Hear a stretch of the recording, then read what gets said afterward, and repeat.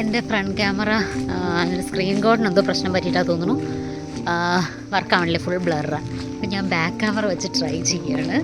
നമ്മൾ ഇവിടെ ഒരു രാജ്വാഡാന്ന് തോന്നുന്നു ആ സ്ഥലത്തിൻ്റെ പേര്, എന്താണെന്ന് എനിക്കറിയില്ല, പാലസോ എന്തൊക്കെയാണെന്ന് തോന്നുന്നു.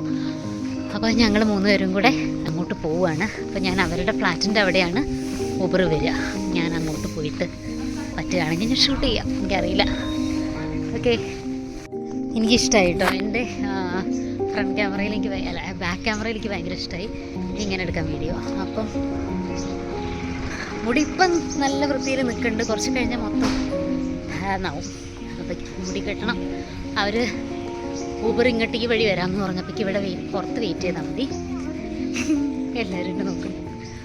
ഓക്കെ, ആ കാണുന്നതാട്ടോ രാജ്വാഡ പാലസ്. പക്ഷേ ഇന്ന് ഗവൺമെൻറ് ഹോളിഡേ ആയതുകൊണ്ട് അത് ക്ലോസ്ഡ് ആയിരുന്നു. അങ്ങനെ ഞങ്ങൾ അവിടുന്ന് ഗജറാന മന്ദിറിലേക്ക് പോകാൻ തീരുമാനിച്ചു, ഓട്ടോ എടുത്തിട്ടോ.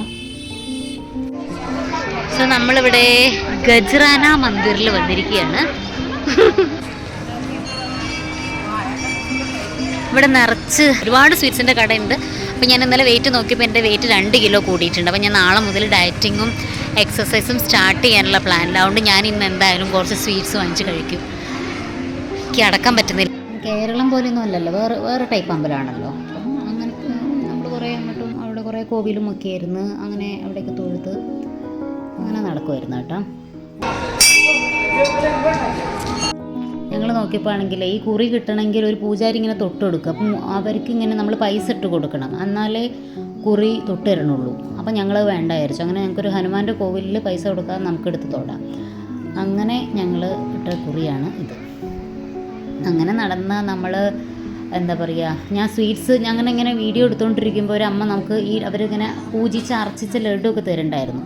അപ്പോൾ എനിക്ക് തന്നിട്ടുണ്ടായിരുന്നില്ല. ഞാൻ അവരെ നോക്കി എനിക്ക് തെരിയിപ്പിച്ച്, പക്ഷേ അത് ഭയങ്കര എണ്ണേൻ്റെ ചുവ, ഒരു രസമില്ലായിരുന്നു. അങ്ങനെ ഞാൻ സ്വീറ്റ്സ് വാങ്ങണ്ടെന്നുള്ള തീരുമാനത്തിലെത്തി. ഇനി അതും രസമില്ലെങ്കിലോ എന്ന് വിചാരിച്ചിട്ട് അങ്ങനെ ഞങ്ങൾ കഴിക്കാൻ വേണ്ടിയിട്ട് ഒരു ബൊഫേൻ്റെ ഒരു സ്ഥലത്ത് കയറി. അതാണ് ഇത്.